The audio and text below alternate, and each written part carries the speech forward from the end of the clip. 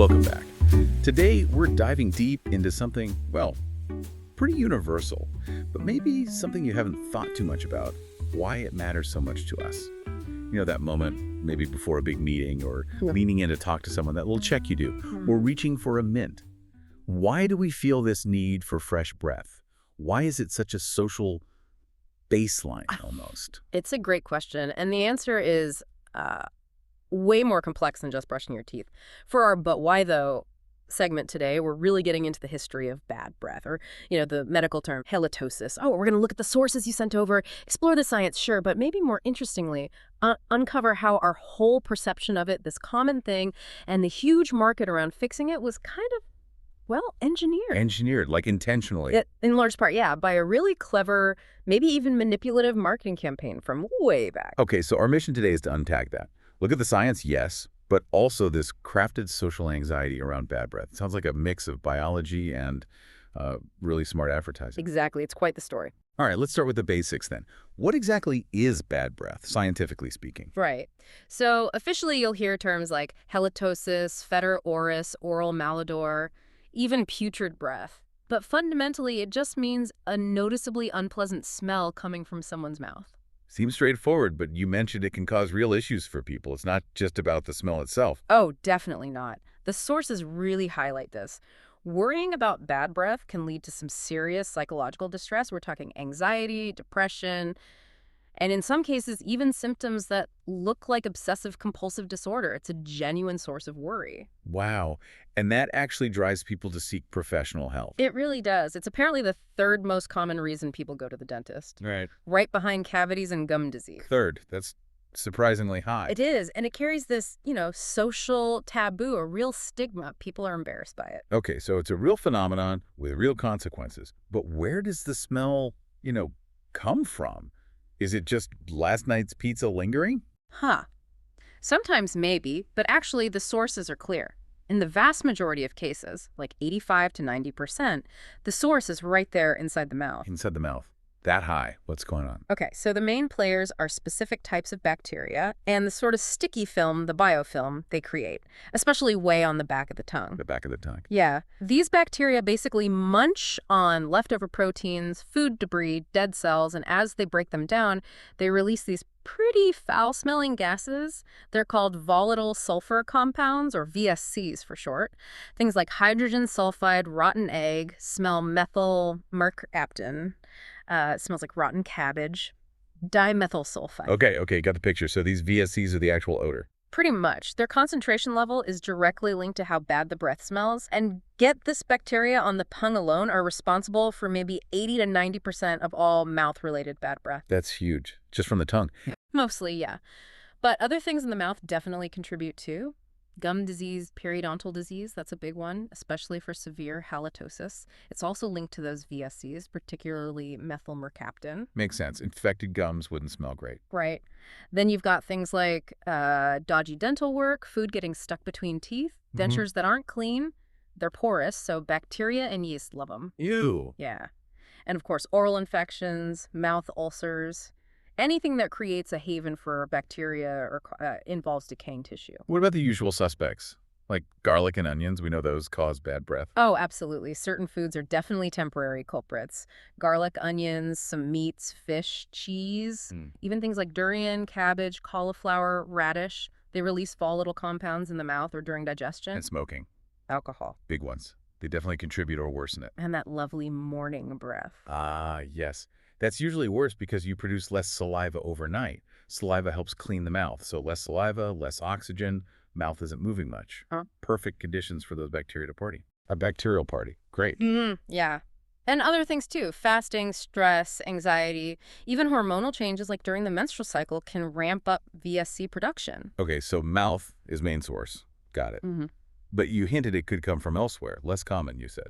Much less common, but yeah, it happens. Sometimes the issue is in the nose or sinuses, like chronic sinusitis, or rarely a foreign object, especially in kids. That odor might be more noticeable when breathing out the nose. Okay, what else? Tonsils can be a source. Tonsil stones, those little white chunks, or chronic tonsillitis, they harbor bacteria. Right, tonsil stones. Heard of those. And then problems lower down. Issues with the esophagus, like acid reflux, GERD, or something called a Zenker's diverticulum, which is like a pouch where food can get stuck that can let gases or smells drift back up. So escaping from the throat area, what about the stomach itself? Isn't that the classic explanation people give? It's coming from your stomach? That's a super common belief, but the sources say it's actually very rare for bad breath to originate directly from the stomach. You'd usually need a pretty serious issue like a blockage or severe reflux, and you'd likely have other major symptoms too. Huh. So the garlic breath thing. Ah, good example. With things like garlic, the smelly compounds like allyl methyl sulfide get absorbed into your bloodstream during digestion. Then they travel to your lungs and get released when you breathe out. Whoa, so it's coming from your blood via your lungs, not directly bubbling up from your stomach contents. Exactly. It's systemic, not just burping up garlic fumes. Mind blown. Okay. Any other non-mouth causes? Very rarely, yes. Certain systemic diseases can cause distinct breath odors. Chronic liver failure, kidney problems, uncontrolled diabetes, creating a fruity or acetone smell, some metabolic conditions. But again, bad breath would be just one sign among many more serious health issues. Right. You'd probably know something else is wrong. You likely would, yes. So that covers the actual detectable odor. But the sources mention something else.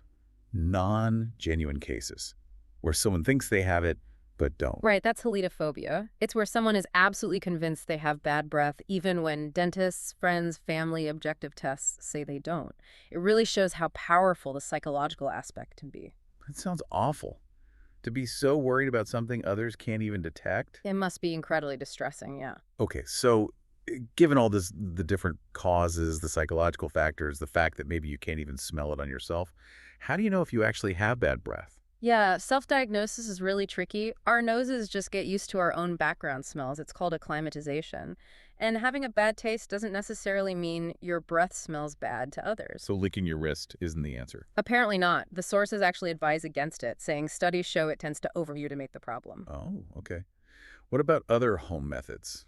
A potentially better one mentioned is gently scraping the very back of your tongue with a clean spoon or scraper, letting the residue dry for a moment, and then smelling that.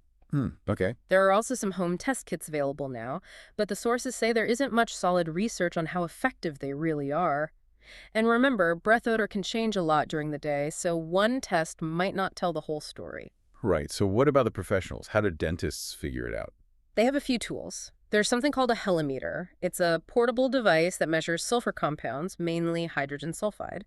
It's handy, but things like food or alcohol can throw off the readings, and it needs careful calibration. More high-tech options. Yep. Gas chromatography, that's a lab test, much more precise. It can measure the exact amounts of specific VSCs, the hydrogen sulfide, methyl mercaptan, dimethyl sulfide we talked about. There are also tests looking at certain enzymes in saliva that correlate with odor levels. So machines and lab tests. But Nice. is that the final word? You'd think so, right? But believe it or not, the gold standard for diagnosing bad breath is still considered to be organoleptic assessment. Organo what now? Organoleptic, it basically means using your senses. Trained experts, literally, sniff the patient's breath at different distances from the mouth, from the nose, and score the odor intensity, usually on a scale like 0 to 5 or 6. No way. They actually smell people's breath for a living. It sounds strange, but yes. A well-trained human nose is incredibly sensitive and can distinguish nuances that machines might miss. It's still considered the most reliable method by many specialists. That is wild. Okay, so Yeah. we know what it is, where it comes from, how it's detected. Now let's get to that history part.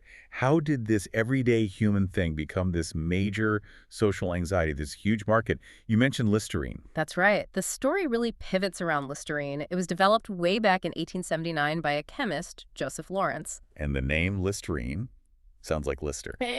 Exactly. Named in honor of Dr. Joseph Lister, the famous surgeon who pioneered antiseptic surgery. He was all about sterilizing instruments and cleaning wounds to prevent infection. So Listerine started as like a serious surgical antiseptic. That was the original intent, yeah. A powerful germ killer for operating rooms and wound care. Did it take off as a surgical product? Not really. I mean, it existed, but the sources describe sales as pretty unspectacular or sluggish back then. It wasn't a runaway success in surgery. And I read somewhere they tried marketing it for some really weird stuff first. Oh my goodness, yes. Before they landed on bad breath, the list is kind of hilarious. It was pushed as a general germicide, sure, but also a floor cleaner. Floor cleaner. Yep. And claimed cures for things like gonorrhea and even dandruff. Dandruff. Wow. They were really throwing things at the wall to see what stuck. Pretty much. But none of these really clicked with the public. Sales were just okay. So antiseptic looking for a job. Enter the sun, right? Gerard Lambert. Exactly. Gerard Lambert joins the family company in the 1920s. Sales are meh. They need something big. And the story goes, during a meeting, someone mentions this obscure medical term for bad breath. Halitosis. Bingo, halitosis. And apparently a light bulb went off for Lambert. This was the key. This was the absolute turning point. They developed this incredibly focused and frankly brilliant marketing strategy. The insight was they couldn't just sell mouthwash. They had to engineer a problem to sell the solution. Engineer the problem. What? And halitosis was the perfect vehicle. Now, Listerine didn't invent the word. Oh, they didn't. I always assumed they did. Nope. It was coined back in 1874 by a doctor, Joseph William Howe, in a medical book. But nobody knew it. It was just sitting there in obscure medical literature. Listerine basically found it, dusted it off, and made it famous. And the word itself. Yeah. It sounds clinical. Yeah. Serious. That was the genius of it. Halitosis is Latin for breath. And that asosis suffix, like in diagnosis or neurosis, implies a medical condition, a disease. It instantly made common bad breath sound, as one source put it, legitimately scientific and faintly terrifying. Taking something normal and making it sound like a disease you need to treat. Precisely. They medicalized it. Bad breath went from being maybe a minor social inconvenience, a personal flaw you might try to manage, to this embarrassing medical condition that urgently required treatment. Their treatment, of course. It gave the whole thing scientific weight and a sense of urgent shame. Okay, I've got the scary name. How did they convince millions of people that they probably had it, especially if they couldn't smell it themselves? This is where the real psychological mastery comes in. Their core strategy was fear. Plain and simple. Sometimes called the halitosis appeal. The halitosis appeal. Yeah, exaggerate the social consequences to drive demand. They tapped into really primal human stuff. Like, fitting in, being Right. liked. Exactly. The deep need for social acceptance, the absolute terror of rejection. They played on social anxieties, worries about status, romance. Their ads were like little soap operas, these quick-tempo sociodramas. They showed people, often women, facing just devastating social failures, being left out, losing friends, failing romantically, All because of halitosis. solely because of halitosis, according to the ads. The bridesmaid one? Is that where that comes from? That's the most famous one. Often a bridesmaid, never a bride. Edna's story. Poor Edna, lovely in every way, but doomed to loneliness because of her secret shame, halitosis. It linked bad breath directly to failure in finding a husband, which was huge social pressure back then. That is brutal. Incredibly so. Another ad showed a woman wondering about a potential husband, asking, can I be happy with him in spite of that, meaning his breath? Just ruthless. And the killer part, the really insidious part, was telling people they wouldn't even know they had it. This was probably the most manipulative tactic of all. The ads constantly repeated this idea. You yourself rarely know when you have halitosis. Even your closest friends won't tell you. Oh, man. Think about the paranoia that creates. If you can't smell it and no one will tell you, how can you ever be sure you're safe? It created this cloud of self-doubt. And Listerine is the only way to be sure. Exactly. It positioned Listerine as the one and only shield against this invisible social destroyer. The only way to protect yourself from unknowingly offending everyone. It was brilliant and terrifying marketing. So did it work? Financially, I mean. Did it ever? The results were staggering. Listerine's revenue went from about $115,000 a year to over $8 million in just 7 years. 7 years. Wow. From floor cleaner to $8 million. They basically created the modern mouthwash market out of thin air. It became hugely profitable. And the social impact. Yeah. Beyond just selling mouthwash. It was profound. It really did change social norms in America. This campaign embedded a whole new level of hygiene anxiety. Fresh breath became this unspoken necessity for, well, everything: dates, jobs, just talking to people. It changed etiquette, made everyone hyper-aware. And it changed advertising too, right? This became a model. Absolutely. It became a textbook example. The halitosis appeal became shorthand for using fear, often by medicalizing normal things to create a need for a product. We saw variations of it later for body odor, for dandruff, for all sorts of things previously considered minor issues. It wrote a new playbook. It really makes you think about advertising ethics, doesn't it? This idea of disease mongering. It absolutely does. Yeah. Is it ethical to amplify or even invent anxieties just to sell something? Listerine's campaign is often the classic case study for that debate. Manufacturing anxiety for profit. And didn't they eventually get in trouble with regulators? Not for the bad breath stuff specifically, but for other claims. That's right. Years later, in the 1970s, the FTC went after Warner Lambert, who owned Listerine then. It was mainly about their claims that Listerine could prevent or cure colds and sore throats, which wasn't true. Oh. They were forced to run corrective advertising saying Listerine doesn't help prevent colds. But it speaks to that history of aggressive, sometimes unsubstantiated, claims that the halitosis campaign really pioneered. It showed the ongoing tension between advertising freedom and consumer protection. What a journey. From bacteria to marketing empires and social change. Okay, let's loop back to the practical side for a minute. Based on the science and the sources, what actually works for managing bad breath today? Right, back to basics. Since most of it starts in the mouth, that's where the focus should be. Good old mechanical cleaning is key. Brushing and flossing. Yep, thorough brushing twice a day and flossing once a day removes the food debris and disrupts that bacterial biofilm we talked about. That's fundamental. What about tongue cleaning? Does that actually do anything? The sources suggest it might. They say there's tentative evidence that using a tongue scraper or brush can help reduce the bacterial load on the back of the tongue, which we know is a major source. So potentially beneficial. And mouthwash, the product that started this whole discussion. Mouthwashes can play a role, especially those with proven antibacterial ingredients, like the essential oils in Listerine. Huh. Full circle. Yeah. Right. The sources mention its alcohol content helps dissolve those oils and allows them to penetrate the biofilm. And studies cited show it can reduce plaque and gingivitis compared to a placebo wash. So it can help manage the bacteria. So it's a tool in the toolbox, along with brushing and flossing. Exactly. Yeah. And of course, treating any underlying dental problems is crucial, getting gum disease treated, fixing cavities.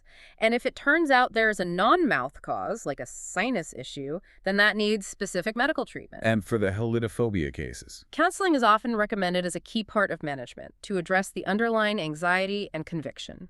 Okay.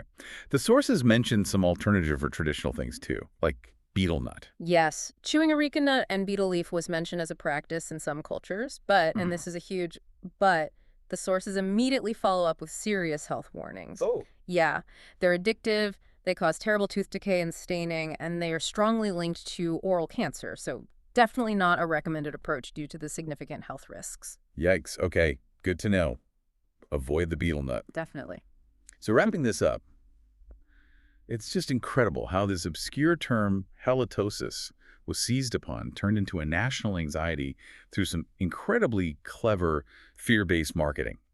And how that campaign didn't just sell bottles of Listerine, but fundamentally shifted social norms and even advertising itself. It's a really potent example of how marketing can shape not just what we buy, but how we see ourselves, what we worry about, what we consider normal or abnormal. It really leaves you wondering, doesn't it?